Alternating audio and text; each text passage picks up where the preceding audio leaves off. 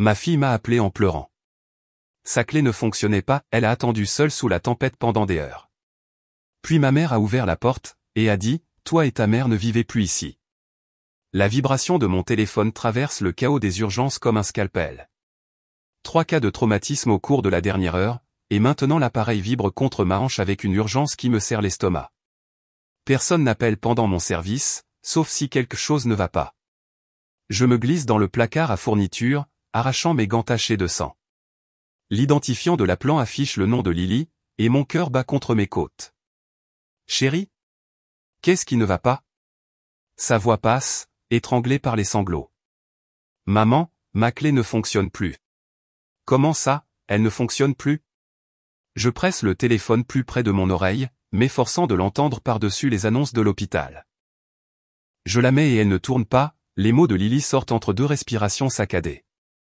Je suis dehors et il pleut très fort et Oscar n'arrête pas de pleurer dans sa caisse de transport. Je ferme les yeux, essayant d'imaginer la scène.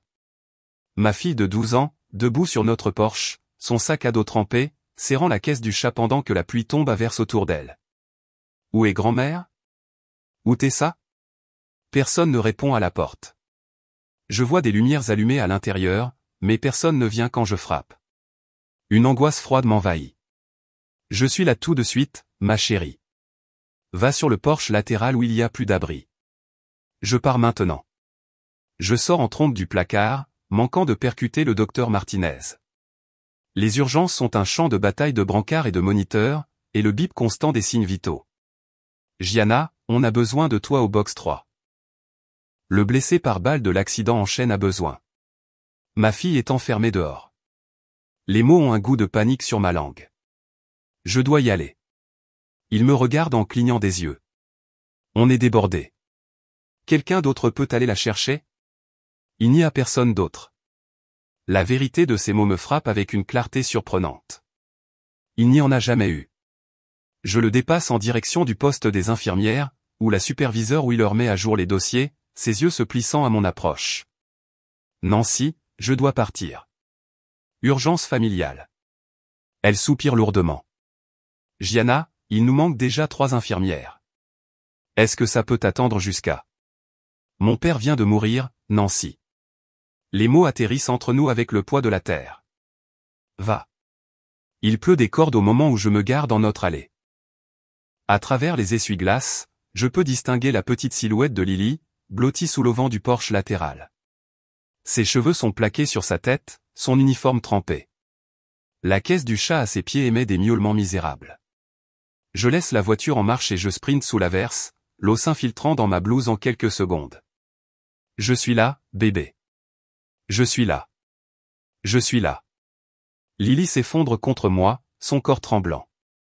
Pourquoi ma clé ne fonctionne pas? Je ne sais pas, ma chérie. Je caresse ses cheveux mouillés, mon esprit tournant à plein régime. Laisse-moi essayer la mienne. Nous nous dirigeons vers la porte d'entrée, et je remarque que les rideaux bougent légèrement à la fenêtre du salon. Quelqu'un est à la maison. Ma clé entremets ne tourne pas, comme l'a dit Lily. Je frappe à la porte. Allô? Marjorie? Tessa? Ouvrez. La porte s'ouvre, et je me retrouve face à ma mère. Marjorie se tient dans l'entrée, un verre de vin à la main, ses cheveux argentés parfaitement coiffés. Derrière elle, ma demi-sœur Tessa s'appuie contre le mur, faisant tourner son propre verre de vin rouge. Eh bien. Marjorie prend une longue gorgée, ses yeux parcourant nos silhouettes trempées. Tu es arrivé plus vite que je ne le pensais. Qu'est-ce qui se passe? Je demande en essayant de faire entrer Lily. Pourquoi nos clés ne fonctionnent pas? Marjorie bloque la porte avec une fermeté surprenante pour une femme de 65 ans. Nous avons décidé que toi et Lily ne vivez plus ici. Les mots n'ont pas de sens au début, comme s'ils étaient dans une langue que je ne parle pas. De quoi tu parles? C'est notre maison. Plus maintenant. Tessa s'avance, un sourire narquois aux lèvres. Elle pointe vers la rue. Tes affaires sont sur le trottoir. Ce qu'il en reste, en tout cas. La pluie a été assez violente aujourd'hui. Je suis son geste et je vois des boîtes en carton se désintégrer sous l'averse. Des vêtements et des livres se déversant sur la pelouse détrempée. Mes manuels de médecine. Les projets scolaires de Lily. nos vies se dissolvant sous la pluie. Oscar pousse un autre miaulement pitoyable de sa caisse, ses cris perçant le son de la pluie. Quelque chose de froid et de dur s'installe dans ma poitrine. Je regarde Marjorie, la femme qui m'a mise au monde, celle pour qui je suis revenu à la maison pour l'aider quand papa est tombé malade, et je ne vois rien de familier dans ses yeux. Compris. Ma voix sort, calme mais ferme. Les sourcils de Tessa se haussent, comme si elle était déçue de mon manque d'hystérie.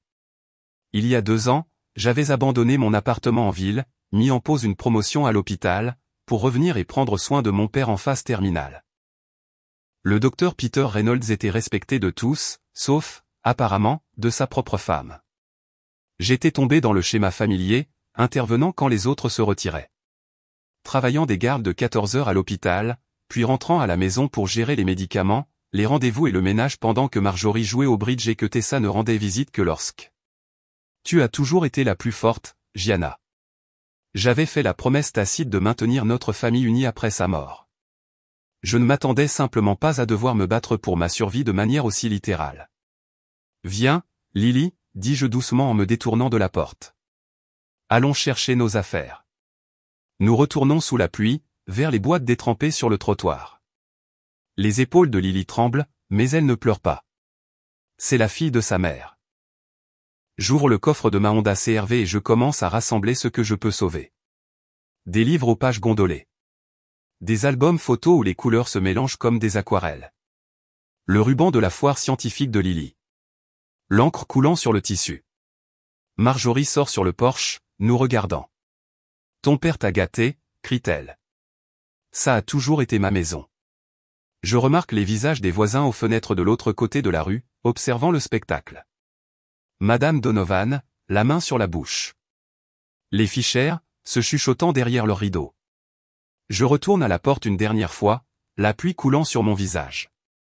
Nous serons aux résidences Inn sur la 5e, dis-je calmement. Faites suivre notre courrier. Lily tire sur ma blouse trempée. Mais les livres de grand-père sont toujours à l'intérieur, murmure-t-elle, sa voix se brisant pour la première fois.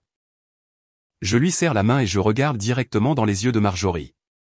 Crois-moi, ma chérie, ce n'est pas fini. Quelque chose vacille sur le visage de ma mère. De la surprise, peut-être, de ne pas trouver le paillasson sur lequel elle a l'habitude de marcher. Derrière elle, Tessa se remplit son verre de vin, mais sa main n'est pas tout à fait stable. En partant, j'aperçois Marjorie dans le rétroviseur, toujours debout sur le porche. Pendant un instant, je vois ce qui a toujours été là.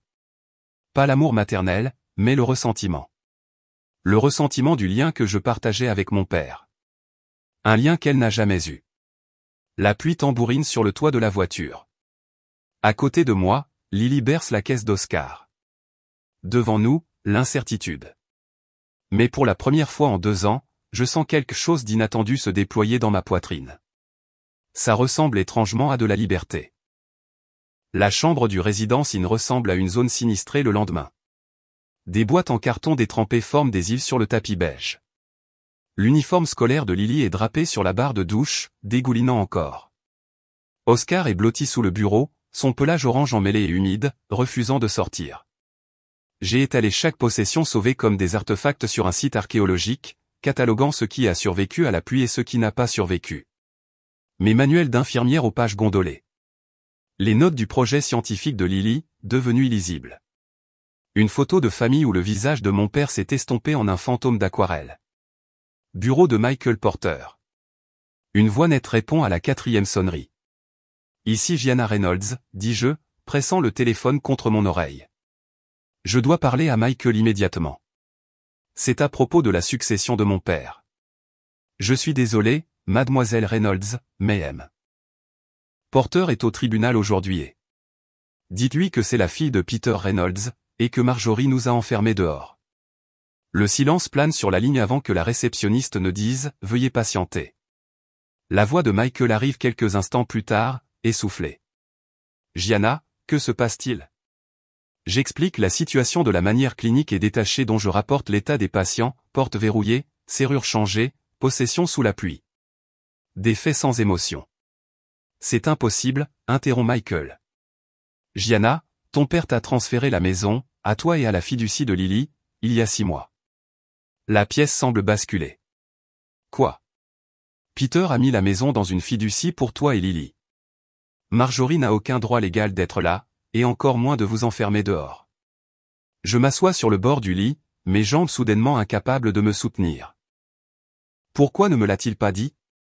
Il y a une lettre avec les documents. Il m'a demandé de ne pas en parler jusqu'à ce que, jusqu'à ce que cela devienne nécessaire.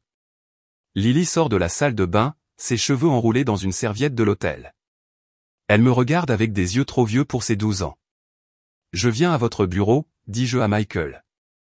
Maintenant.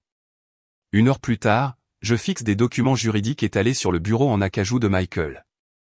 Formulaire de transfert de propriété, accord de fiducie. Tout signé, notarié et déposé auprès du comté. Ton père a été très minutieux, dit Michael en faisant glisser une enveloppe scellée vers moi. Il voulait que tu aies ça si quelque chose comme ça arrivait. L'enveloppe porte mon nom et l'écriture distinctive de médecin de mon père. Je brise le sceau et je déplie une seule page. Ma très chère Gianna. Si tu lis ceci, c'est que Marjorie a fait exactement ce que je craignais. La maison est à toi et à Lily maintenant. Elle l'a toujours été, dans mon cœur. Marjorie n'a jamais apprécié ce qu'elle avait, ni la maison, ni toi, et certainement pas moi. J'ai vu son ressentiment grandir au fil des ans, surtout envers toi. Tu es rentrée à la maison quand j'en avais le plus besoin, sacrifiant tout. Tu as toujours été celle qui porte les autres, même quand tes propres épaules sont sur le point de se briser. Prends soin de notre fille, et la maison prendra soin de vous deux. Tout mon amour, papa. Une seule larme atterrit sur la signature, brouillant l'encre comme de la pluie sur du carton. Ton père savait que cela pouvait arriver, dit Michael doucement. Nous avons tout ce dont nous avons besoin pour une injonction d'urgence. Marjorie et Tessa sont là illégalement. Mon téléphone vibre avec un texto de Karen Westfield, notre voisine d'en face. Il réarrange les meubles et peigne ta chambre. Le VUS de Tessa a fait des allers-retours toute la journée avec plus de choses. Tessa a complètement emménagé, dis-je à Michael en lui montrant le texto, dans les 24 heures qui ont suivi notre expulsion. La bouche de Michael se serre. C'était planifié bien à l'avance. Je dois comprendre à quoi nous avons affaire, dis-je, l'infirmière en moi ayant besoin d'une évaluation complète avant le traitement. Que peuvent-elles faire? Marjorie est ta mère, elle utilisera cette affirmation selon laquelle tu as abandonné ton père, que tu es une mère inapte pour Lily. Michael hésite. Tessa m'a appelé ce matin en fait, a dit qu'elle s'inquiétait pour ta santé mentale après la mort de ton père, que tu avais été erratique. Erratique, je répète, la chaleur montant dans ma poitrine. Elle a mentionné que le mari de Tessa, Ray, lorgnait déjà le bureau de ton père pour les jumeaux. Un autre texto vibre, de Karen. Les garçons sautent sur le lit de Lily, je les vois par la fenêtre. Quelque chose change en moi. Je me lève et je marche jusqu'à la fenêtre qui donne sur le centre-ville d'Austin. Mon badge d'hôpital pend à mon cou, la photo plastifiée montrant une femme en blouse, prête à sauver des vies. J'aperçois mon reflet dans la vitre, les yeux durs comme des pierres de rivière, la mâchoire serrée. Je sauve des inconnus tous les jours, je murmure. Il est temps de nous sauver. Derrière moi, Lily lève les yeux de la boîte qu'elle est en train de trier. Elle me regarde avec un espoir prudent, comme quelqu'un qui observe la première pousse sortir d'une terre brûlée. Il ne s'agit pas de vengeance, dis-je à Michael en me retournant vers le bureau. Il s'agit de justice. Je prends 3 décisions en succession rapide, de la même manière que je trie les patients lors d'une catastrophe de masse. Je me déclare malade pour les 3 prochains jours. Je dois monter notre dossier. Michael hoche la tête, sortant déjà des formulaires. Je déposerai une demande de possession d'urgence. Ton père savait que cela pourrait arriver, Gianna. Il a tout préparé. De retour à l'hôtel, je trouve le docteur Sarah Williams qui m'attend dans le hall avec 2 valises. Elle dit simplement, des blouses propres, des vêtements pour vous deux, et du vrai shampoing au lieu de ces petites bouteilles d'hôtel. Je n'ai pas pleuré depuis que j'ai trouvé le corps de mon père il y a 2 semaines, mais la gentillesse de Sarah me brise presque. L'enseignante de Lily, Mademoiselle Bennett, arrive 1 heure plus tard avec des devoirs et une force tranquille qui me rappelle mon père. Lily est l'une de nos meilleures élèves, me dit-elle en privé, et j'ai documenté tout ce qu'elle a dit sur la situation pour vos dossiers. Le soir, la chambre d'hôtel s'est transformée de zone sinistrée en centre de commandement. Michael a organisé une réunion avec le directeur de la banque, qui confirme les détails de la fiducie et offre une ligne de crédit temporaire contre la valeur nette de la maison. La prévoyance de votre père était remarquable, me dit le directeur. La fiducie est inattaquable. Le téléphone sonne de nouveau, un numéro que je ne reconnais pas, Gianna. C'est Eleanor. La sœur cadette de ma mère, à qui je n'ai pas parlé depuis des années. Eleanor, dis-je prudemment. Je sais ce que Marjorie a fait. Sa voix est tendue de colère. Elle planifiait ça depuis le diagnostic de Peter. Elle m'a dit à Noël qu'elle allait récupérer sa vie une fois qu'il serait parti. Pourquoi me dis-tu ça? Pourquoi me dis-tu ça? Parce que ce qu'elle fait est mal, dit simplement Eleanor, et parce que Tessa a déjà mis en vente une partie de l'équipement médical de ton père sur Facebook Marketplace. J'ai des captures d'écran. À minuit, la demande de tribunal d'urgence est déposée. Mon compte d'épargne est presque épuisé par les honoraires d'avocat, mais pour la première fois depuis des jours, je ressens quelque chose qui s'approche de l'espoir. Lily est assise sur le bord du lit de l'hôtel, caressant Oscar, qui est enfin sorti de sous le bureau. Mittens me manque, dit-elle doucement. Son deuxième chat, toujours piégé dans la maison. On la récupérera, je promets. Et les livres de grand-père? Tout, Lily, je te le promets. Elle étudie mon visage avec ce regard pénétrant qu'elle a hérité de mon père. Maman? Oui. La personne la plus difficile à affronter, c'est ta mère. Elle répète la phrase d'un livre que nous avons lu ensemble l'été dernier, mais les mots portent maintenant le poids d'une sagesse ancienne. Je m'assois à côté d'elle, la serrant contre moi. Oui, mais pas aussi difficile que de la laisser te faire du mal. Mon téléphone s'allume avec un texto de Michael.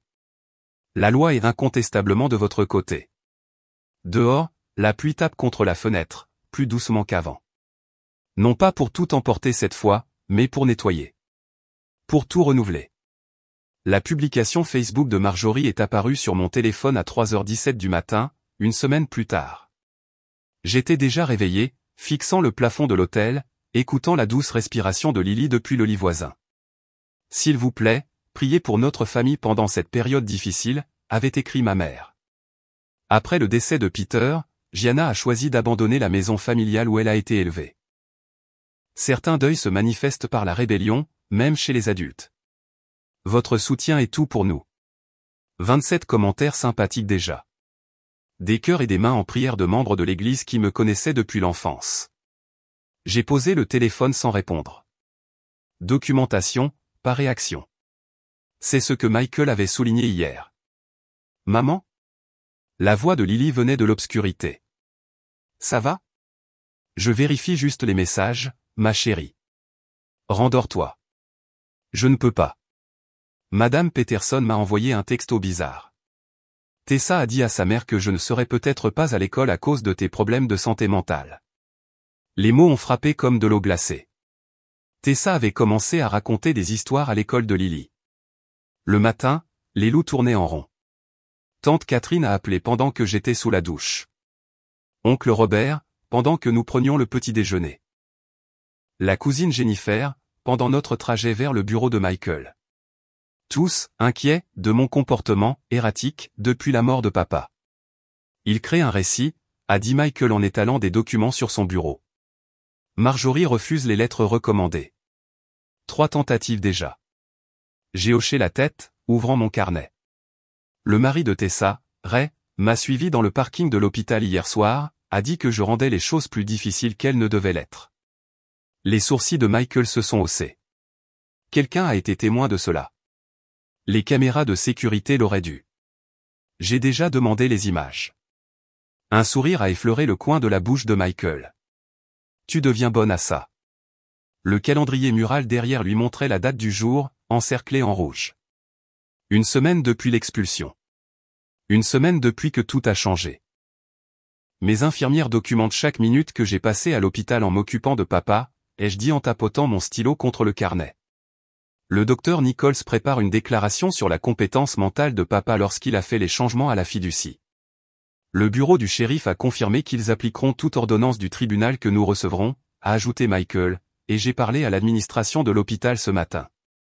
Ils offrent leur plein soutien. Quelque chose d'inhabituel a vacillé dans ma poitrine.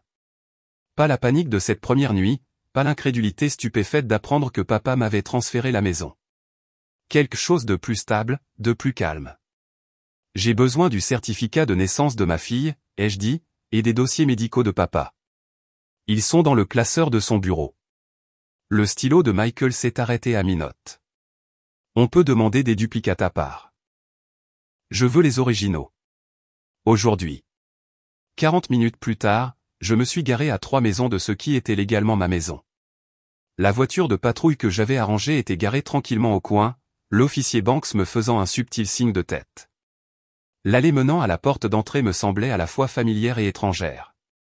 Il y a 7 jours, je me tenais ici, trempé jusqu'aux os, regardant ma vie s'effondrer. Aujourd'hui, mes pas sonnaient différemment sur le béton. Marjorie a répondu au 3e coup, son visage se figeant à mi-sourire en réalisant qui se tenait devant elle. « Tu n'es pas la bienvenue ici », a-t-elle dit, la main agrippée au bord de la porte. J'ai appuyé sur l'enregistrement de mon téléphone, le tenant visiblement. Je demande légalement le certificat de naissance de ma fille et les dossiers médicaux de mon père. Tessa est apparue derrière Marjorie, le visage rougissant. On appellera la police si tu ne pars pas, je les ai déjà informés que je serai là. J'ai fait un signe de tête vers l'officier Banks, qui était sorti de sa voiture de patrouille. C'est une demande documentée pour mes biens légaux. Les yeux de Marjorie se sont remplis de larmes, une tactique familière qui avait fonctionné sur moi d'innombrables fois auparavant. Après tout ce que j'ai fait pour toi. Quand les larmes ne m'ont pas ému, quelque chose a changé dans son expression. La tristesse s'est durcie en quelque chose de plus vif, de plus dangereux. Tu penses que tu peux prendre ce qui est à moi. Sa voix coupait comme du verre. Ton père ne m'a jamais apprécié non plus. Madame Daniels arrosait ses parterres de fleurs de l'autre côté de la rue, faisant semblant de ne pas écouter. Monsieur Wilson a ralenti sa marche, son chien s'arrêtant commodément près de notre allée. Le classeur dans le bureau de papa, ai-je répété. J'attendrai ici pendant que vous apportez les documents. 10 minutes plus tard, je suis retourné à ma voiture avec une enveloppe Kraft. À l'intérieur se trouvait le certificat de naissance original et un dossier contenant l'historique médical de papa. De petites victoires. Nécessaires. Le lendemain matin, le docteur Williams m'a rencontré à la cafétéria de l'hôpital avant mon service.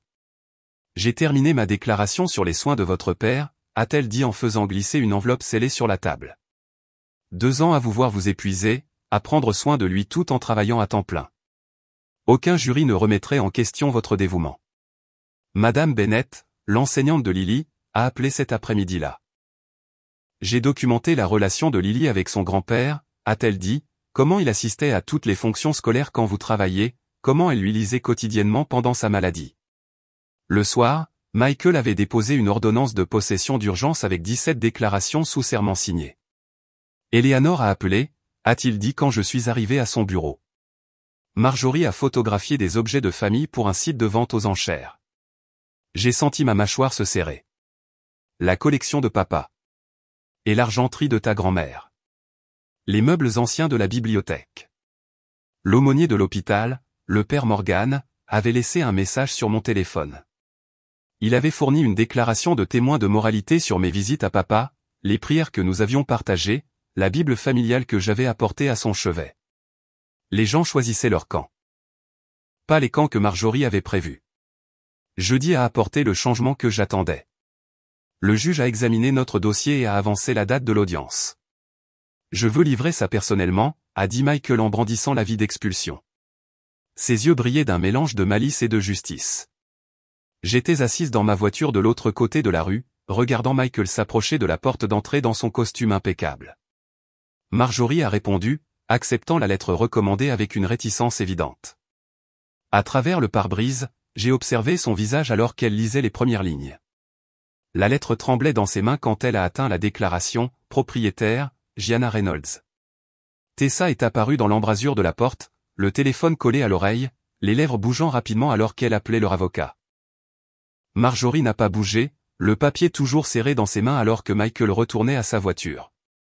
Pour la première fois depuis que tout cela avait commencé, j'ai vu quelque chose d'autre que de la manipulation dans l'expression de ma mère.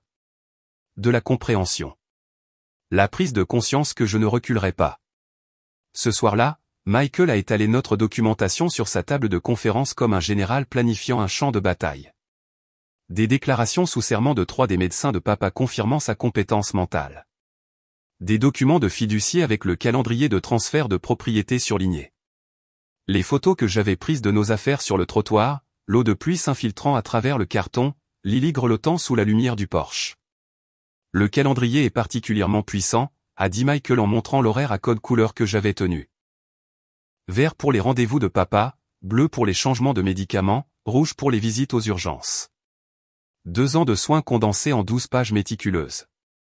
Et ça, a-t-il ajouté en tapotant les dossiers financiers, montrant chaque paiement d'hypothèque que j'avais fait, chaque facture de service public que j'avais couverte pendant que Marjorie dépensait sa pension de veuve en cotisation de club de bridge et en week-end à Galveston. La loi ne se soucie pas des sentiments, a dit Michael en rassemblant les papiers dans un porte-documents en cuir. Elle se soucie des faits. Mon téléphone a vibré alors que je me garais sur le parking de l'hôtel ce soir-là. Un texto de Michael. Date d'audience avancée. Demain, 9h. Lily était assise en tailleur sur le lit de l'hôtel, Oscar ronronnant sur ses genoux, quand je lui ai dit. Et si on perd, maman? Sa voix semblait si petite, rien à voir avec la jeune fille de 12 ans confiante qui avait brillé à sa présentation scientifique le mois dernier.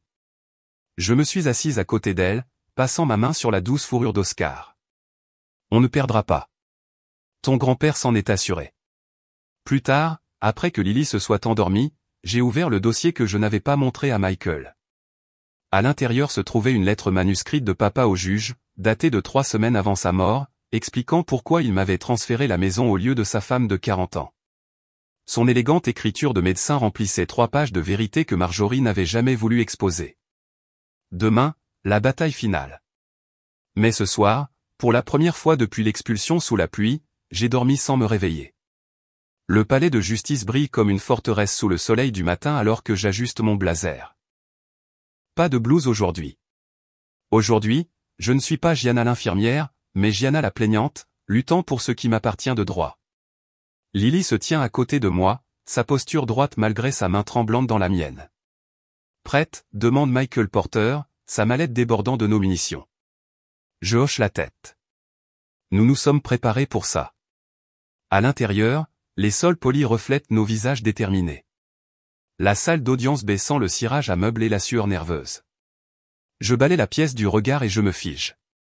Marjorie et Tessa sont déjà assises, les têtes penchées en chuchotement conspirateur. Ma mère lève les yeux, son sourire étudié vacillant en voyant le calme dans mes yeux. Pas d'hystérie.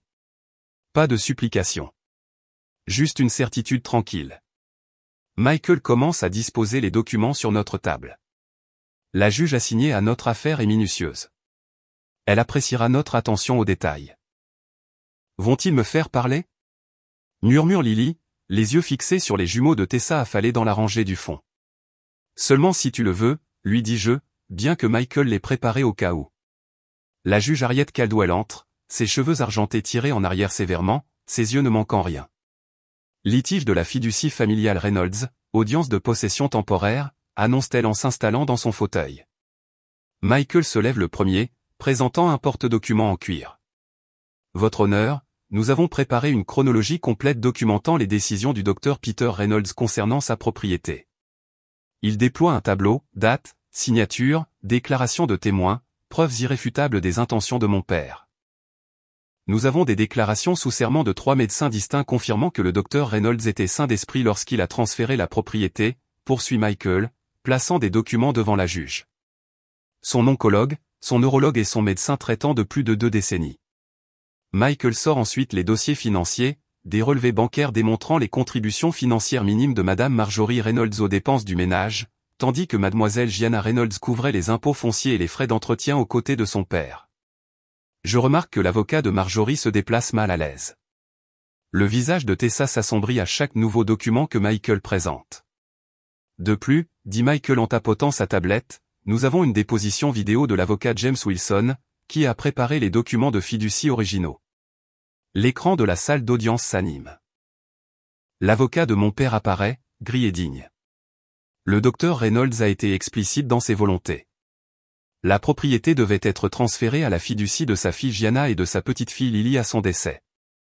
Il craignait que Madame Reynolds ne tente de contourner ses intentions. Le hoquet de Marjorie est audible à travers la pièce. Notre dernier témoin s'approche, Madame Patricia Hendricks, la conseillère scolaire de Lily, une femme au professionnalisme inébranlable. Lily a montré une détresse importante depuis son expulsion forcée de son domicile, témoigne-t-elle. Cauchemar, anxiété, baisse des performances scolaires. La stabilité de son environnement familial était cruciale après le décès de son grand-père. Je serre la main de Lily sous la table. Elle regarde droit devant elle, le menton levé, comme celui de mon père face à un diagnostic difficile. La juge hoche la tête. Écoutons les défendeurs. L'avocat de Marjorie se lève, Gordon Shaw, costume cher, sourire artificiel. Votre honneur, toute cette situation découle d'un tragique malentendu. Madame Reynolds avait bien l'intention de permettre à sa fille et à sa petite-fille de rester dans la maison temporairement. Marjorie sort un mouchoir, tapotant des larmes invisibles. J'ai pris soin de mon mari tout au long de sa maladie, prétend-elle, la voix parfaitement tremblante, tout au long de notre mariage, répondant à tous ses besoins. Gianna était rarement à la maison, toujours à l'hôpital. Mes doigts se crispent dans ma paume, les ongles mordant la chair. Un mensonge si flagrant qu'il me coupe le souffle. Tessa s'approche ensuite, armée de photographies. Voici notre famille à Noël, dit-elle en montrant des images de sourires forcés. Et voici maman qui aide papa avec ses médicaments. Un moment soigneusement choisi, capturé par l'appareil photo, ignorant les 100 fois où j'avais trouvé ces pilules intactes à mon retour de garde. Des témoins de moralité de notre église défilent, des gens qui rendaient visite 1 heure le dimanche. Gianna était rarement présente aux fonctions de l'église, dit Madame Patterson en évitant mes yeux. Marjorie était toujours là, demandant des prières pour son mari. Priant publiquement tout en le négligeant en privé. L'expulsion était malheureuse, conclut Shaw, mais un amour vache nécessaire. Gianna est devenue de plus en plus dépendante à son âge. L'expression de la juge Caldwell ne révèle rien alors qu'elle prend des notes. Pendant un terrible instant, je vois le doute dans ses yeux. Mon tour arrive. Je me lève lentement, canalisant chaque once de sang-froid professionnel que j'ai développé aux urgences. Votre honneur, je suis rentré à la maison il y a 2 ans spécifiquement pour prendre soin de mon père pendant sa maladie, je commence, ma voix ferme. J'ai coordonné mes gardes à l'hôpital en fonction de ses besoins en soins.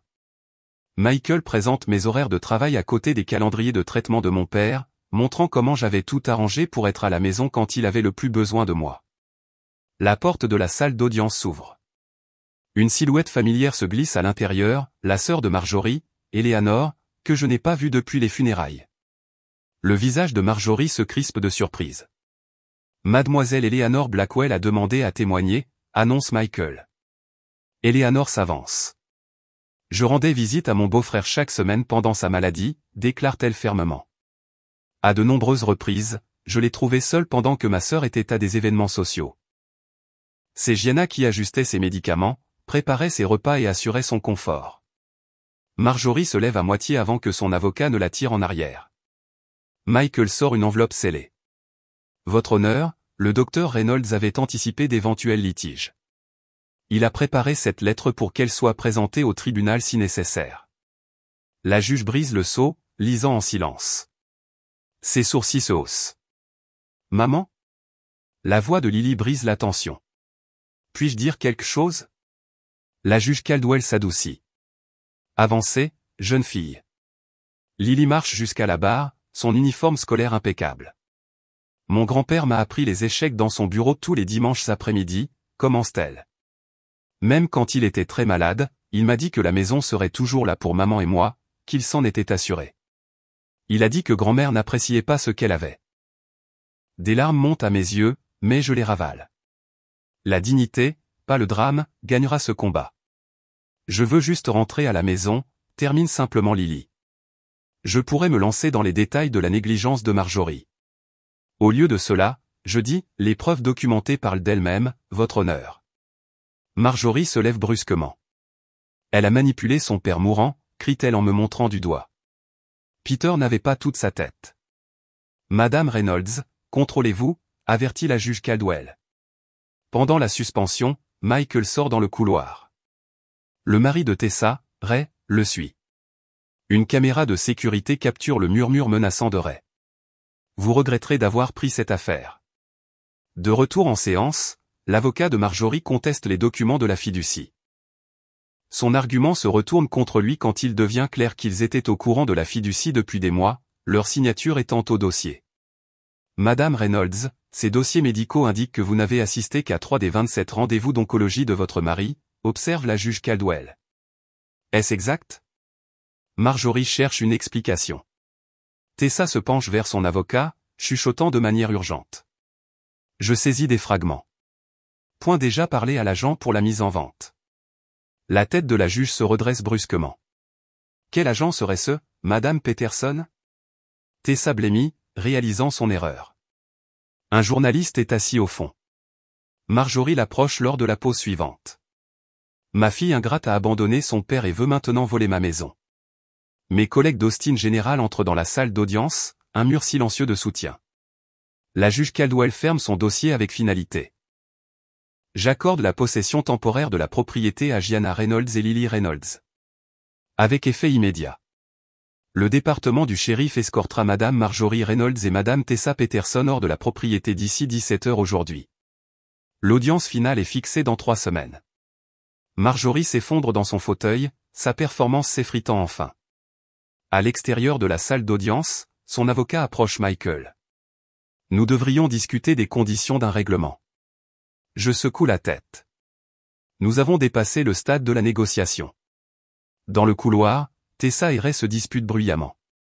Tu avais dit que ce serait facile, s'emporte-t-il. Et maintenant, où est-ce qu'on est censé vivre? Je conduis Lily vers la sortie. La lumière du soleil à l'extérieur semble différente, plus propre, plus brillante.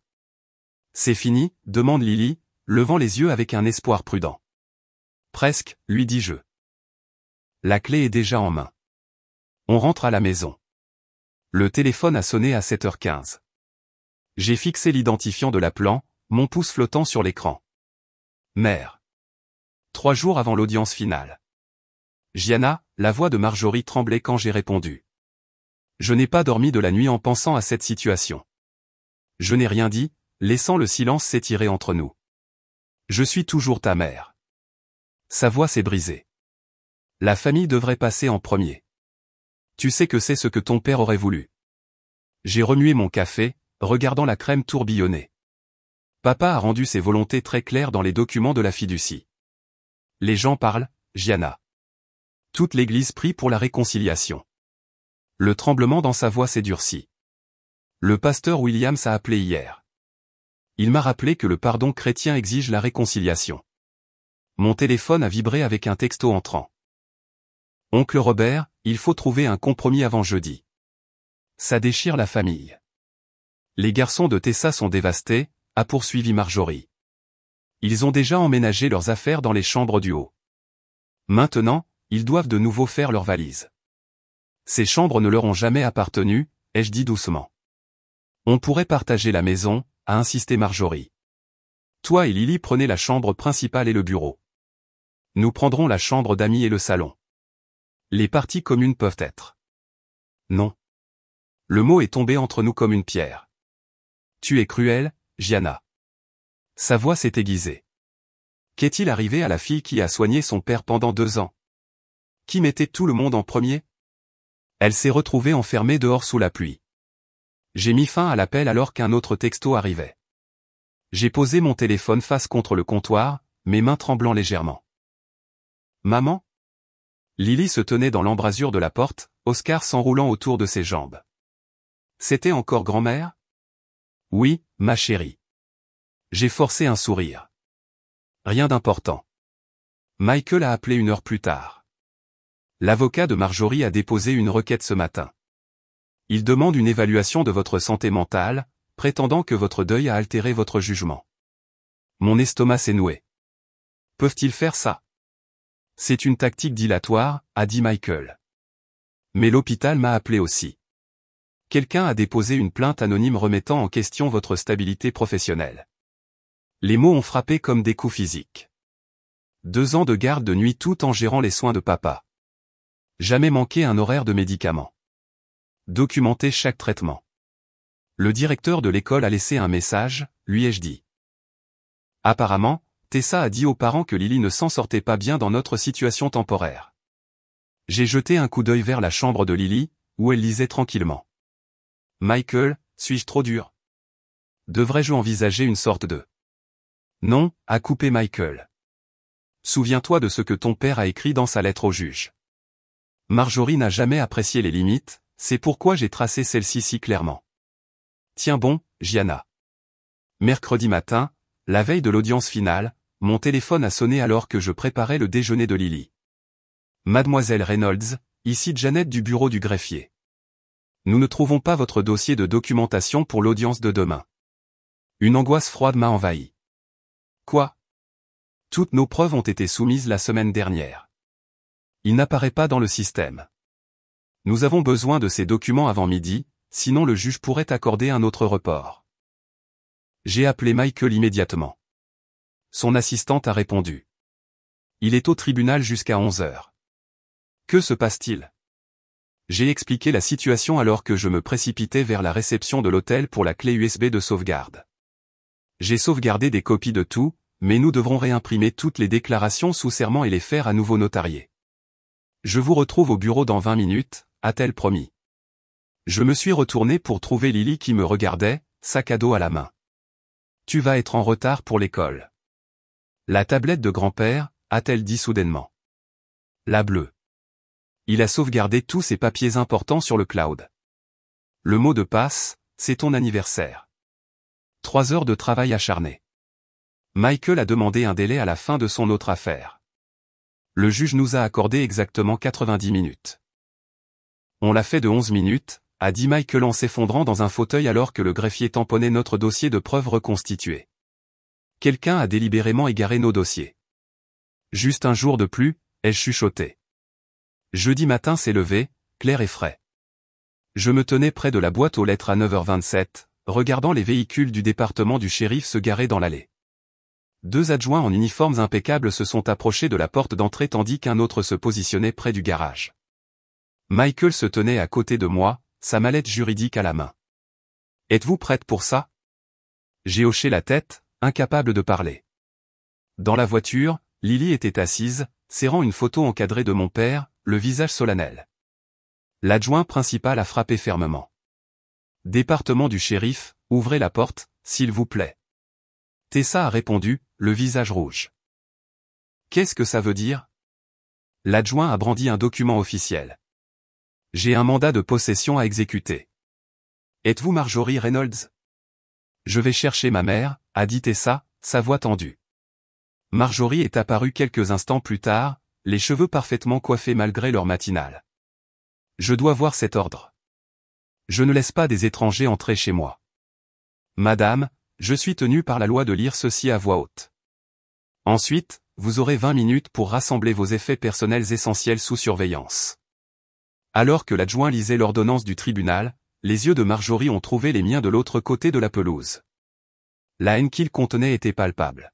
« Vous avez 20 minutes, a conclu l'adjoint. Un adjoint vous accompagnera pour s'assurer que seuls les effets personnels sont enlevés. » Je suis resté près de la boîte aux lettres alors que les adjoints entraient avec Marjorie et Tessa. Michael a activé la fonction d'enregistrement de son téléphone, documentant tout le processus. À l'intérieur, j'ai entendu la voix de Marjorie s'élever en protestation. Ce sont des objets de famille. Ils appartiennent à la mère de mon mari. Madame, nous avons une liste d'inventaire fournie par le tribunal. Ces articles sont spécifiquement répertoriés comme propriété de la fiducie. J'ai fermé les yeux, me souvenant de l'inventaire méticuleux pièce par pièce que j'avais créé avant de revenir. Chaque photographie, chaque livre, chaque pièce d'argenterie documentée avec la signature de mon père. Un adjoint est sorti, portant une caisse de transport pour chat. J'ai trouvé ce petit gars qui se cachait sous un lit, il semble un peu mal nourri. Le miaulement plaintif d'Oscar m'a serré la gorge. J'ai apporté la caisse à Lily, qui a immédiatement ouvert la porte, des larmes coulant sur son visage. Il est si maigre, maman, a-t-elle chuchoté, ses doigts caressant doucement sa fourrure à travers la grille. Les minutes s'écoulaient. Les adjoints transportaient des boîtes de vêtements et d'effets personnels, vérifiant chacun par rapport à l'inventaire. J'ai de nouveau entendu la voix de Marjorie s'élever, puis les tons plus graves du mari de Tessa se joindre à la dispute. Monsieur, reculez maintenant, est venue la commande ferme d'un adjoint. Le langage menaçant ne sera pas toléré. 17 minutes après être entré, Marjorie est sortie sur le porche, serrant son sac à main. Tessa a suivi avec une petite valise. Tu le regretteras, a dit Marjorie, sa voix portant à travers la pelouse. Quand tu auras le plus besoin de la famille, souviens-toi de ce moment. J'ai soutenu son regard fermement. Tu m'as déjà appris ce que ressent le regret, debout sous la pluie avec ma fille. L'adjoint principal s'est approché avec un presse-papier. Mademoiselle Reynolds, nous avons terminé le transfert formel de possession. Plusieurs articles manquent à l'inventaire. Nous avons tout documenté pour votre avocat. Il m'a tendu un trousseau de clés, clés de la maison, clés du garage, les symboles physiques de ce qui m'avait toujours appartenu de droit. L'équipement médical de votre père était mal entreposé au sous-sol, a ajouté l'adjoint tranquillement. Certains dommages semblent délibérés. Nous avons tout photographié. Marjorie a marché d'un pas raide jusqu'à sa voiture sans se retourner. Tessa s'est arrêtée au bas de l'allée, quelque chose comme de la reconnaissance vacillant sur son visage avant de se détourner. Ray m'a fusillé du regard depuis leur VUS jusqu'à ce qu'un adjoint s'approche ostensiblement de sa fenêtre. Deux véhicules se sont éloignés dans des directions opposées.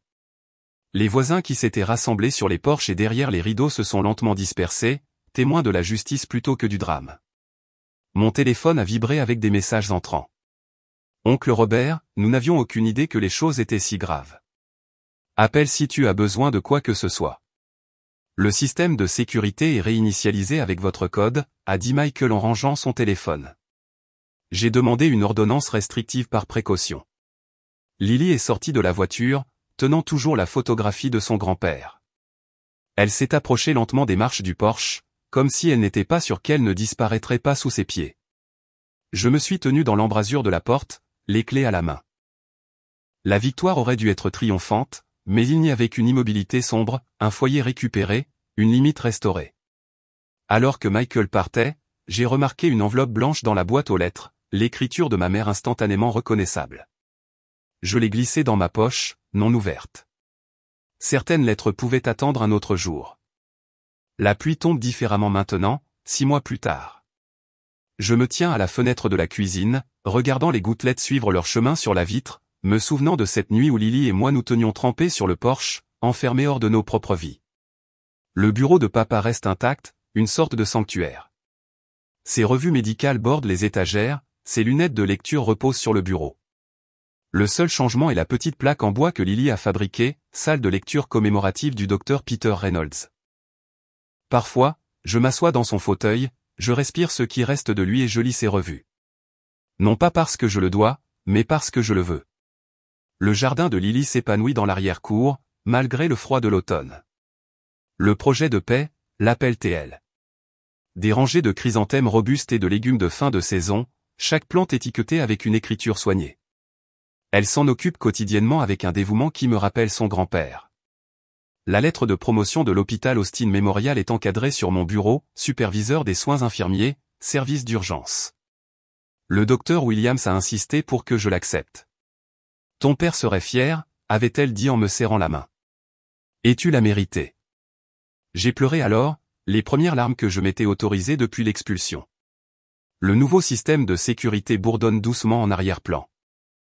6 caméras, des capteurs de mouvement, des serrures renforcées. Non par peur, mais par une promesse de ne plus jamais être vulnérable. Maman, la voix de Lily flotte depuis le porche avant. Viens regarder la pluie avec moi. Je verse 2 tasses de thé à la camomille et je la rejoins. Nous nous asseyons dans des fauteuils à bascule assortis, comme nous le faisions d'innombrables soirs avec papa avant que sa maladie ne l'emporte. La pluie tombe régulièrement, transformant notre cour en une toile scintillante. Il pleut comme ce jour-là, dit doucement Lily, les doigts enroulés autour de sa tasse. Elle a grandi ces derniers mois, son visage perdant un peu de sa rondeur enfantine. Le traumatisme l'a vieilli, mais la guérison lui a donné une force tranquille. Oui, dis-je en regardant l'eau ruisseler sur le nouveau toit du porche.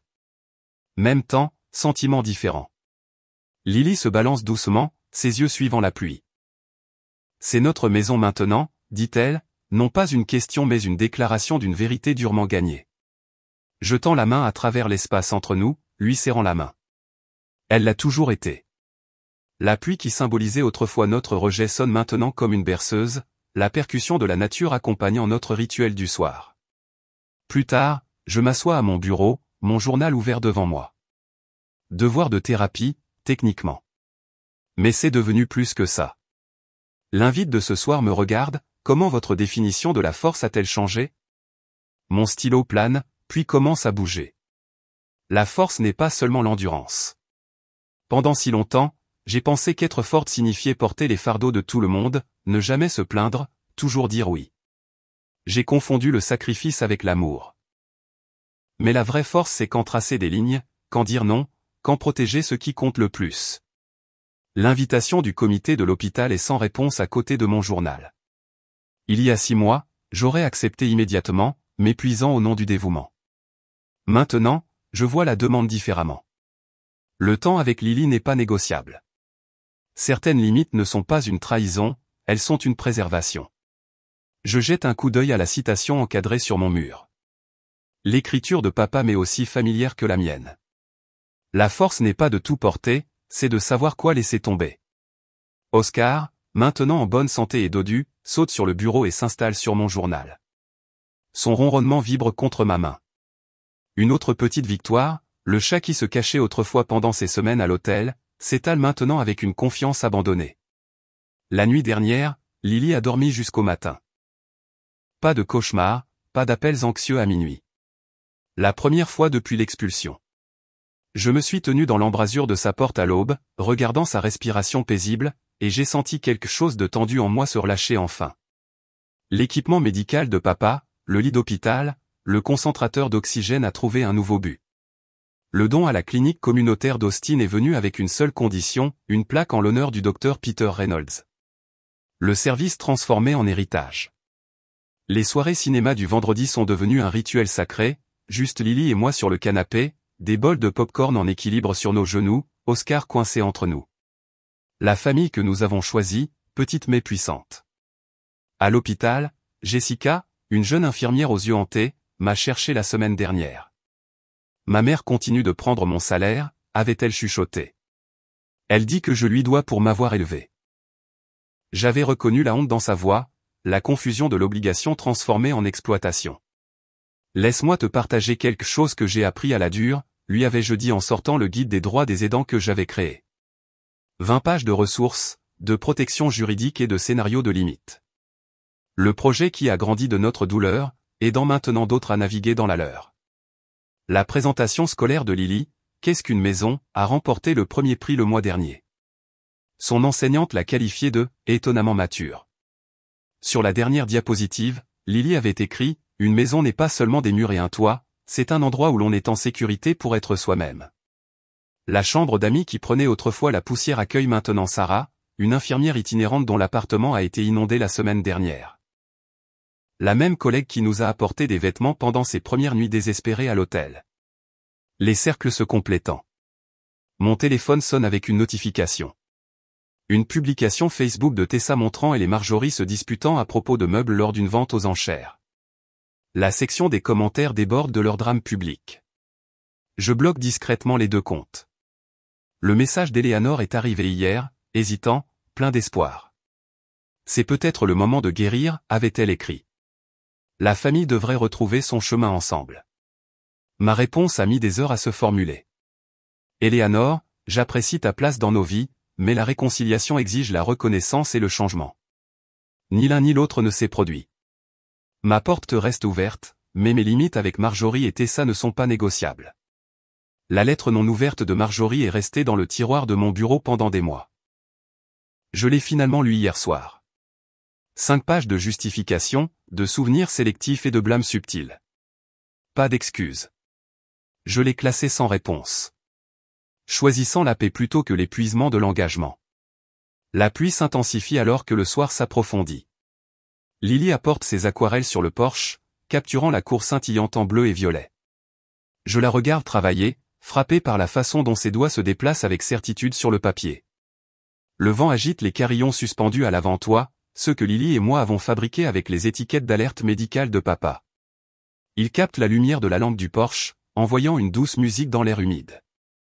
Certaines tempêtes emportent des choses, dis-je en regardant les gouttes de pluie s'accrocher aux cheveux de Lily. D'autres aident les choses à pousser. Lily lève les yeux, le pinceau en suspens à mi-course. Je préfère cette tempête. La lumière de sécurité vacille alors que le crépuscule s'installe, illuminant le panneau fait main au bout de notre allée, résidence Reynolds. Non pas une déclaration de propriété, mais de présence. De persistance. Avez-vous déjà eu à choisir entre la paix familiale et votre bien-être? Quelles limites avez-vous dû fixer pour protéger ce qui compte le plus?